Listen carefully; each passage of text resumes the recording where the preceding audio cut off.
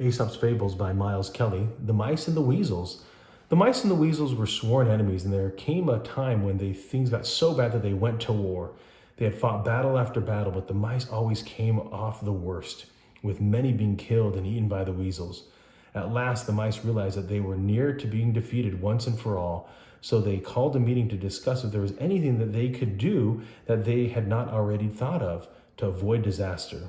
All of the oldest, wisest mice were there, solemnly putting their heads together to think of plans. Then one old mouse got to speak. It's no wonder we're always beaten, for we have no generals to plan our battles and direct the movements of our troops in the field. This made a lot of sense to the other mice, and they acted on his advice. They at once chose the biggest mice to be their generals. These mice, in order to be marked out as different from the foot soldiers, wore big helmets decorated with plumes of straw. The generals then led the mice to battle, confident of victory. However, they were defeated as usual. Soon all the mice were scampering as fast as they could back to their holes. They had all made their way safely without difficulty, except the generals. They couldn't squeeze into their holes because of their helmets. They were too broad, and the plumes of straw on top were too tall. So they were left to the clutches of the weasels.